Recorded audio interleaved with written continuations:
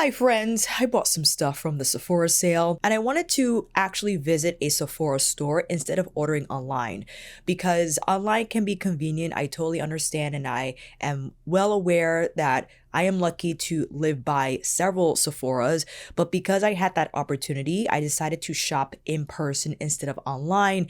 And again, I understand that there are some products that are only available online and not in store, and I might not be able to have access to products such as the Prada Soft Matte refills or the eyeshadow refills that I will have to order online. Despite my new lens on practicing financial responsibility, being aware of my budget and not going crazy shopping, I still love to shop. I love to browse, I love to see, I love to touch things and see things on my actual skin tone and not just on a computer screen or even a device screen. So that is why I wanted to carve out time in visiting what supposedly, according to Google, is one of the largest Sephora stores in North America on one of the worst intersections in NYC, and that is 34th Street. That is a huge Sephora. They have a lot of brands that supposedly are only available online for some stores, and I made sure to go right when they open to miss the crowd because we are still in the midst of the sale. It does go on for a few days, and just to miss the crowd and the people surrounding all the makeup and all the testing and all that, I needed room to breathe, and why I decided to go when I did. And I actually hopped on IG Live to show as a first impressions what I bought. And my goodness, I love every single item that I got from the sale. And surprisingly, I am still rouge. I don't know how that happened. And of course, it's easy to check. I can easily see that on my app. But for some reason, I convinced myself that I was VIB all this time.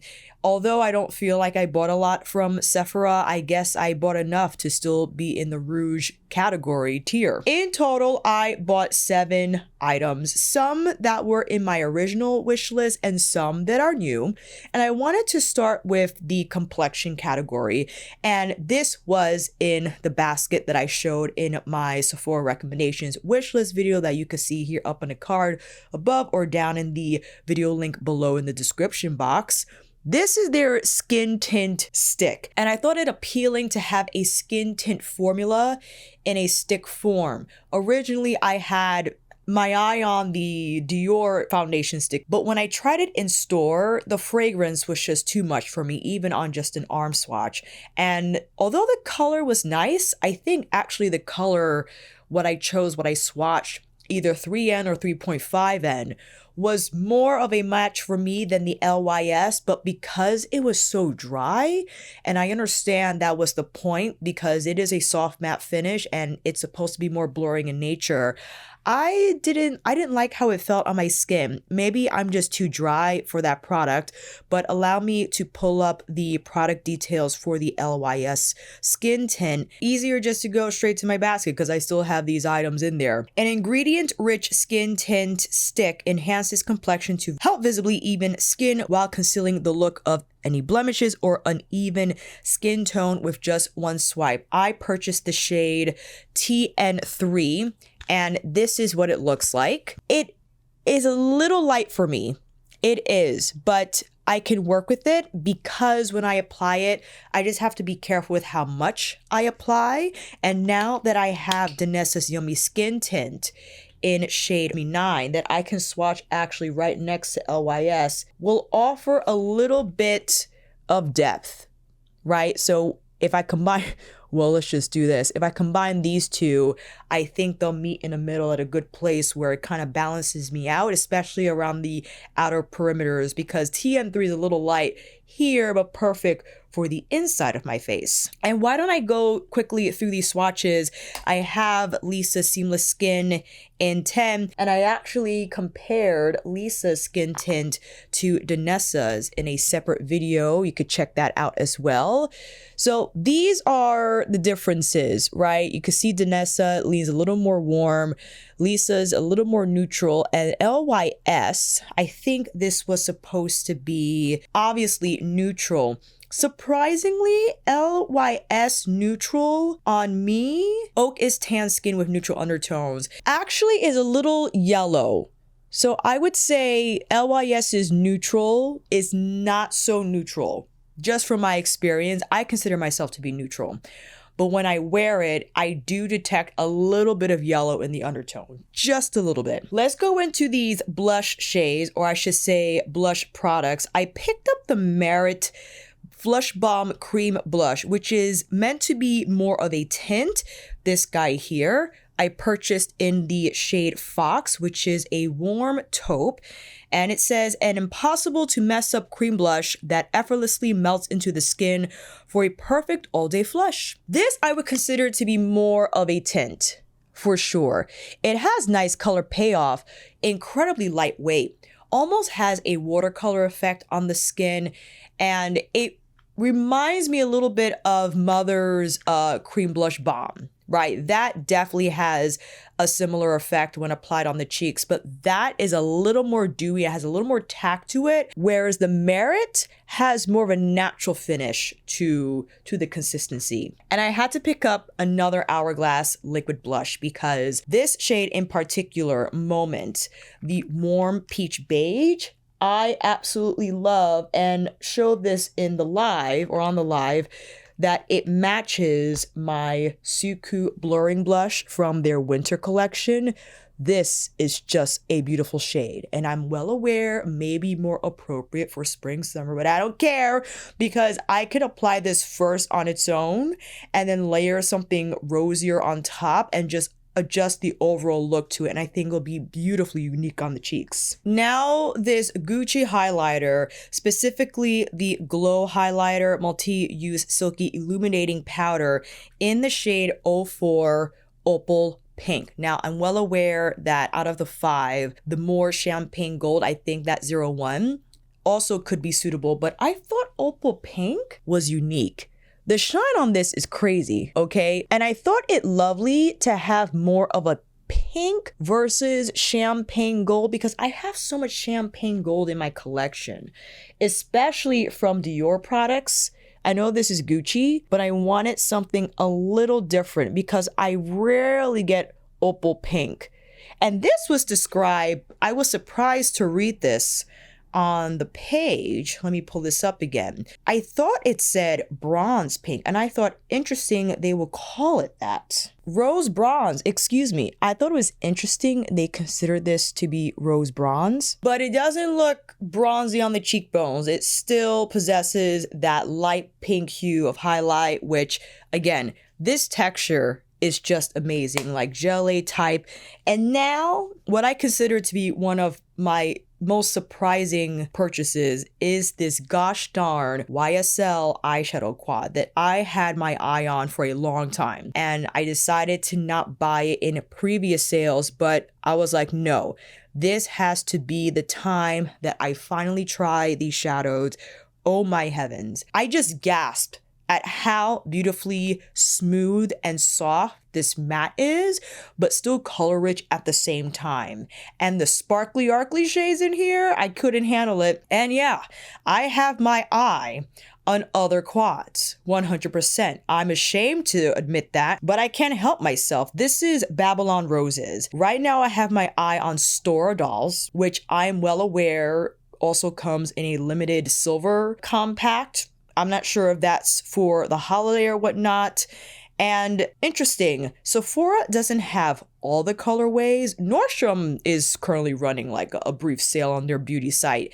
And they had like another quad altogether that Sephora doesn't have. I can't recall what it is, but allow me to quickly swatch Babylone Roses from the YSL quad. This is this rosy matte, but look how beautiful that is. And it's just so soft. And this is more of a matte base with pearl in the powder. And it kind of reminds me, while we're here, I know this video is all over the place, I have the Suqqu Plum. I'm not entirely sure if that video will be up before this one, but when it is, you can see all the swatches for this compact.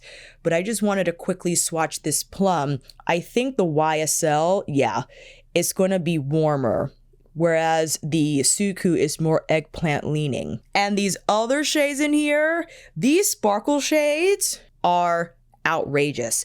It might not be anything to the eye, but this is why I loved Babylone Roses, because the other quads appear to have more mattes, which is not a problem, but just look at that. I was shocked. And then next, the Kulfi Zari Eyeshadow, I believe it's called. Zari, excuse me. Zari Eyes Eyeshadow in Sitara Sparkles. This was on my radar as well. I decided to hold off because I'm like, listen, enough.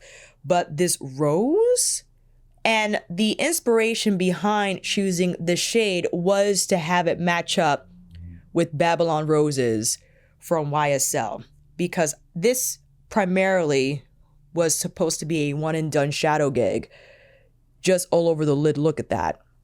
That's insane. Insane. Coupled either with this matte or even with the shiny shades on top. Oh my gosh. Or even with the eggplant, just shaded here on the outer corner if I wanted to steer it more smoky. I know, calm yourself down. It's too much. And lastly, also from Kulfi, which I was surprised by. I thought it quite unique to have a staining lip oil, because you usually hear lip tints within the lip stain category, but to have a lip oil that stained was interesting. And I first tried caramel and I loved it. I loved how it looked. It took on more of a neutral taupey tone on my skin tone versus what exists on the product page photos. But there was only one tamarind left, and I took that as a sign. I'm like, you gotta get that shade. I'm happy I did, because this is the mauvey brown lip oil tint of my dreams. One of the most unique lip products I have ever tried this year. It kind of reminds me of Suqqu's Moisture Glaze. This is in 06, which was also supposed to be a mauvey brown as well, but you can see there's a little more warmth to it, whereas in Tamarine, you got a little more depth, and you'll see that on the swatch when I try it on again. Fantastic product, and I'll quickly pop a photo up so you can see what it looks like, the Kulfi lip oil stain after a few hours. And it takes on a tint personality, if you will, but you can see like there's an outline as if I applied lip liner, and then the rest of my lip has a lighter gradient effect. Not bad if I didn't reapply, and if one of your concerns with this product was, well, if it stains, how will it appear when it wears throughout the day? I reapplied, of course, but I taught an in-person class. I taught an online Zoom class. So I was yapping all day, reapplying, ate in between, and this is kind of what it looks like after hours through those activities. So I just wanted to let you know if you were worried about how your lips will look and all that stuff. And they weren't dry, but I definitely felt I needed to apply something, whether it was the Kulfi or something else. So the moisture properties definitely wear over time versus the stain. You'll have that color left over, albeit not in an even fashion. As you saw, it's more of like a lip liner effect gradient on the lip, but they wouldn't feel conditioned. You will have to reapply the product so you could get that smooth and conditioning element back on the lip. Now that we have swatches out the way, it's time for you to come a little closer so we could try on these products. We will do the brows after I apply this skin tint. And actually, I got some CeraVe. This is my primer, friends, because nothing I think works better as a primer for my skin at the moment than just a regular old moisturizer. I know there are special types of grippy primers and all this. Listen, man, your skincare is your primer. Now, I don't apply CeraVe every day. I only use this as a primer, as I just apply a little bit of Vaseline on my skin after I wash it. And I only use a cleanser when removing my makeup. On days where I don't wear anything, I just wash with water. You're like appalled. I haven't filmed a skin sobering video yet about my experience throughout this entire process. I will eventually, because I'm sure all of you have questions as to how long did it take for you to decide that you are going to use traditional skincare anymore? What were your observations? What will you change about the process? Would you go back to skincare? I'll definitely film a video addressing all those concerns. To quickly answer, I don't think I'll return to what I consider a mainstay in skincare regimens for today that consists of 10 or more steps. I think that is absolutely aggressively too much, and one can use skincare, but I think less is more. That for me is the main message I pulled from Skin Sobering, the book that one of my subscribers kindly gifted to me. I don't think it's for everyone, depending on the climate that you live in, the conditions. Those play a huge role in how your skin will react, whether it's oily or dry. And you might need skincare as an intervention just to help it get to where it needs to be so it's not overly dry or breaking out or what have you. I completely get that. Ultimately, I do feel less is more, and I no longer feel compelled to drop more than $10 on a cleanser or on a moisturizer for that matter. I'll start with the Kulfi just so you can see it in action with all these different swatches, and the consistency feels watery, almost like the Peri Para water-based skin tint, which one of my favorite lip products out of the entire year.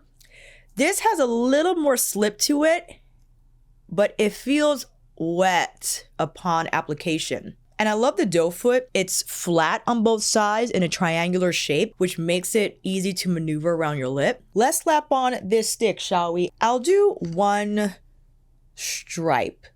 And initially you're like, okay, that's a little light. So something I admire about this formula is how it fuses, or it kind of just blends out and works its way into my complexion, and how you don't need a ton. And from this side, there's a little redness because I probably beat my skin to death, but you could see that it erases the imperfections lightly, right? There's a blurring quality to it. But what I would like to do is primarily wear this on the center of my face and then take the serum around the perimeters. I'm just gonna dot that around here. I'm using my Wayne cheek brush again because I think this is an appropriate density and bristle length to work with these types of textures, where it absorbs a little bit more than what a dense brush would, I should say, but that's what I want. I don't want a ton of product on the skin. And the stick is creamy, as you saw on the swatch, but it doesn't feel heavy. And I think it blends nicely with my skin texture, and definitely popping on that moisturizer before helps. It just helps with the maneuverability and also just with texture, so that the actual skin tint stick does not accentuate it in any way, right? So that's the stick and serum together. And I enjoy how they both work together in that I'm getting a little bit more of that warmth from the serum tint, and it balances out TN3 from LYS, because I did apply LYS yesterday on my entire face and it is a little light on its own, which is okay. I think if you have more than one complexion product like myself, the point is to cocktail where you see appropriate, especially when you're trying to adjust the shade and the undertone. And what I admire, this is a plus when you do have a complexion product that applies all over your face, that you can double as a concealer and not use a separate dedicated concealer if you want it, right? So that is the advantage to having a shade like TN3, where it might be a little too light for all over, but perfect for under the eyes. And something you probably noticed is just the ease of use. This was, and brush to stick for easy application.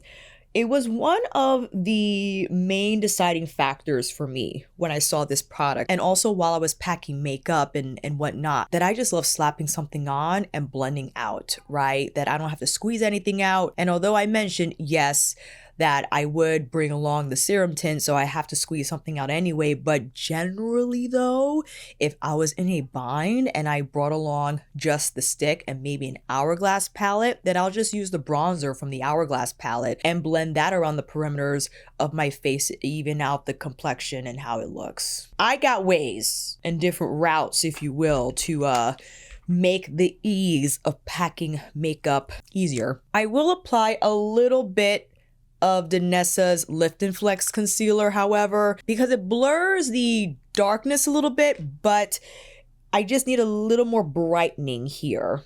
And you can see that I didn't apply a lot, and a little goes a long way. That's why I applied it only on the inner lower part of my lash line there. All right, we got to get these brows together, and I'll speak quickly about the finish of the LYS stick and why I personally don't feel the need to powder. But if you are on the normal combination oily part of the skin condition spectrum, you might want to use some sort of setting powder just to ensure the skin tint stays, to ensure its color integrity, and also that you don't want it to break down, right? So those are considerations to make. But if you are already on the drier part of the spectrum, I don't feel the need to set. I use the Suqqu brow pencil in, I believe this is, let me pull out the refill, 03. I love this color. I think this is like the sandy brown. I just can't get enough. It is the perfect tone for my brows. What would we like to go in with next? I think I would like to show the blush, because when I applied this with fingers, I'm talking about the Merit, I do think it better overall, in my opinion, these types of blush shades to warm up first on the back of my hand. Although this texture without warming up is quite soft to begin with, and I think that's why it's hugely popular. And I'll take my same Wayne Goss brush, pull up the product from the back of hand, and start to pounce. And you just see how beautifully effortless this color is, the formula is, and I can understand why people love this Merit product so much, immensely, because I recognize how easy it is to use, especially for those who struggle with blush application and placement. I do feel this color is great for the inner part of the face, for that flushed out effect, and I could only imagine, and this is what I deduced from using this product, that you could build it up accordingly. And I think the best way is to pick the product directly off the actual balm and go in with that brush tap, and there you go.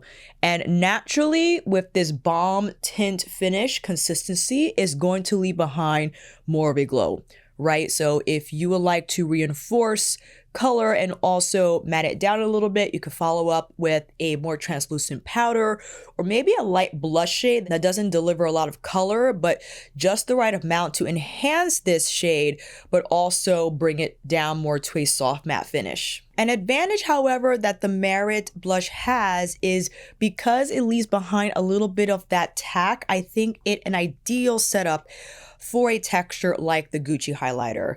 And this is a squirrel brush that might be a little too soft for this gel texture, but I think it's nice to just wiggle back and forth and build up the highlight accordingly.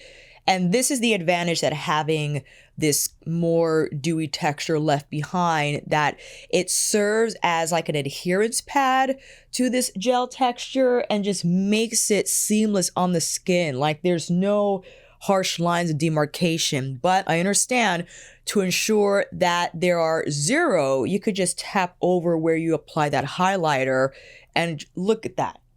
Is this crazy? I know. Now that we've seen the Merit in action, let's go in with the Hourglass.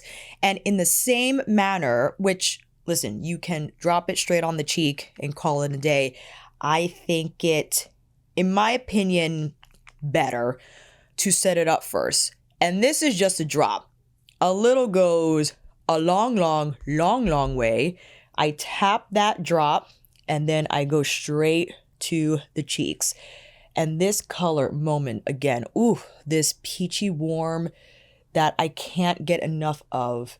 I absolutely adore it. It has a similar finish to the Merit for sure. I think the advantage the Merit has is that it's already in like that balm stick form. You don't have to drop it out. You could just go directly to your cheeks. The Hourglass, there's a higher barrier of entry, I feel, where I think it advantageous to prep the product first. And if you're not into that, you just want to go swipe and blend, I totally understand. But the color payoff and the finish you get from that product, I think is worth a little bit of work. And in the same fashion, I'll tap the Gucci highlighter with the same brush and taking advantage of the Hourglass liquid blush texture, as I think that just sets it up beautifully, yeah? And Opal Pink, despite how Opal Pink might be a little cooler than the peach warm beige, this is why I got this color, because just like that glassy look to the skin, even though it's a little pink, don't mind. I'm just taking a little bit off on this side because I went a little crazy, it's fine. And ultimately, fam, this is kind of what I would stop, or where I would stop. I consider this to be my everyday ideal makeup situation that I have been gravitating towards lately. Making sure the brows are on, even skin tone, blurred blemishes, some highlight. Sometimes I forgo the highlight, to be honest, and I just use blush products and a lip product that has just a lovely color and brings everything together. And this is like my everyday makeup look. If I do, I'll apply maybe a little bit of mascara, but now that we've seen the complexion and the cheek stuff in action, we gotta get into this eye palette. Let's apply Pat's primer. This is the one I've been using. I think it does a fine job in kind of evening out the lid for a fresh canvas, and also provides a little bit of tack for the shadows. Be prepared to be blown away by this freaking YSL palette. I wanted to ask you, friends, if you have the big YSL palette, this one here, are those shadows the same quality as the ones that exist in these smaller 4-pan quads? Let me know, because that palette was on sale on Nordstrom. Be it went down from like $160 to like $136. It's still ridiculously expensive, but ooh, I've been wooed. Just wanted to put it out there. Starting out with this matte first, and just setting it up, tapping on the outer lid, taking it through the crease. I know it doesn't seem like much, but the fact that I get this much color, considering how light it appears in the compact, but it gives me a true soft rose beige color on my eyes, and I absolutely adore it. I consider Babylone Roses to be a mini Natasha Denona retro, 100%. This is all I need. This is all I need. And Roses, to me, is what I consider to be one of the neutral shades, right? That you can rely on if, don't want to do the typical neutral browns or whatnot. I think plums and roses are just so lovely. Here's a kicker, okay? Tapping into this plum matte and laying that down on the outer V. But just look how easy that was. You see what I'm saying? And it has pearl in the matte formula. I don't mind if it didn't, to be honest, because the color itself is lovely and the smoke effect that it delivers is right, what I'm looking for.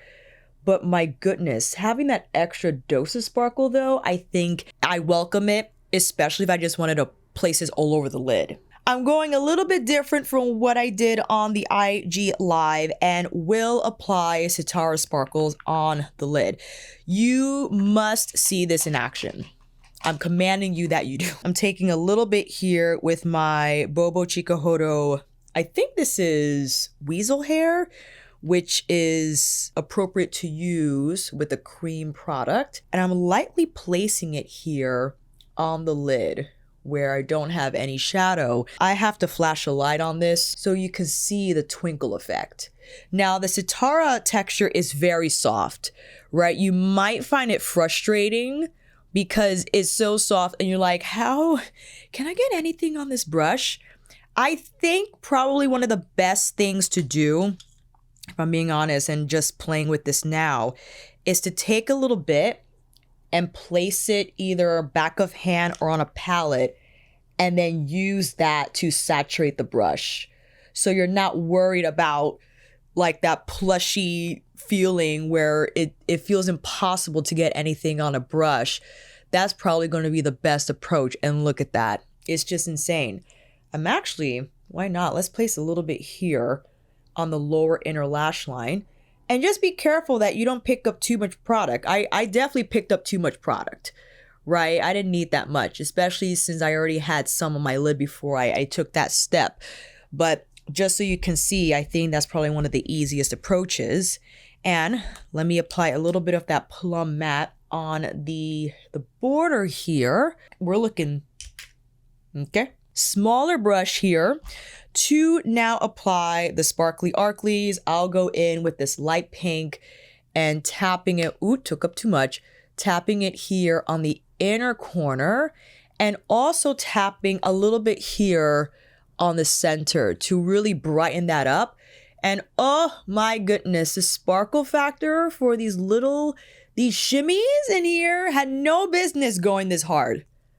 Stop it right now. I would like to use this shade here that appears lilac on camera, but it has a lovely base of color, I feel. And I want to tap that on the entire lid and just take a simpler approach, right? Because maybe you don't want to use a matte at all and you just want to use one of these metallic shimmer shades, whatever they're called within the YSL realm of things, and have that as your mainstay shade, not only on the lid, but also on the lower lash line. Look at that. I'm telling you. And then that lighter pink shade on the inner corner, wrapping it down here. Ooh, so pretty. But as you know, if you are a visitor of this channel, I love a shadow line moment just to create a little bit of distinction here and intensity just along the lash line. And I'm pulling that plum shade right along, and not a wing, right? I don't need a wing. I just need color here. I probably made it a little too bold, but it's okay. Just tappity tap. Okay. All right. Shadow is on. Now it's time to apply some lashes. I'll be right back. Here are the final looks from my Sephora haul, and I hope you've enjoyed it. I hope it helped you make shopping decisions if one of these products were on your radar, in your basket. But what I wanted to express importantly was how happy I am with each of these products, and I made sure to buy makeup items that I was genuinely interested in, that excited me for different reasons. The fact that I already have, yes, a color from the Hourglass, but I loved it so much that I wanted another. And despite the fact that I have 2 skin tints, having one in stick form, I think completes the entire picture. And also, what a lovely surprise this palette was and still is. I adore these shadows. Yes, are the others beautiful? Yes, will they be beautiful? But I want to keep Babylone Roses special for now, not expand my YSL mini clutch collection at the moment. I just want to sit with this one for a bit and enjoy it thoroughly and know that if I needed something sparkly, that just to apply that one shade, I just think wonderful for an everyday moment where it doesn't look too in your face. It's just right, but you can get over that shine and dazzle in the formula, and the fact that it's incredibly lightweight and forgiving, I think, on a number of lid textures. It doesn't grab, it's not overly creamy, it's just lightweight, almost like a fabric of twinkle that you can place on your eyes or layer on another shadow that you want to bump up that shine and reflectivity on. The Kulfi is amazing. Now, one thing I wish it did deliver was for me to feel a little more moisture longer, right? And I can honestly say that after wearing it for hours yesterday, having to reapply. I get that it's a stain, right? That it's its main role. Do I like this more than the Suqqu Moisture Glaze? Not necessarily. I do prefer the Moisture Glaze more, as I think it leaves a better conditioned feel on the lips for longer wear than I think the lip oil stain does, but this is a fantastic product despite that. I just wanted to put that out there because if you're wondering if I were to compare this to the Moisture Glaze, I mean, I compare everything to the Moisture Glaze at this point, but I do think this a fantastic product for what it is, a lip oil stain. If it's supposed to be more of a stain, then obviously a stain is not meant to leave your lips conditioned like a glaze or a balm or product will. Despite all that, I adore the color. I think it's just perfect, especially if I just wanted to throw it on to bring something to the complexion, even if I don't have blush on, even if I don't have eyebrows on. This brings it in all together. And that's about it. Let me know what you think down below, what you've already purchased, what you're waiting for, what you're waiting on, your thoughts. I would love to hear all about it. If you made it this far, thank you so much for watching my entire video. Maybe consider liking the video so you could tell YouTube that you're somewhat interested and maybe wanted to recommend more videos to you. Maybe perhaps consider subscribing as you will see more of these mini haul videos, reviews of products that I purchased, revisited, and all that good stuff. With that said, I hope to see you again soon. And with that, take care.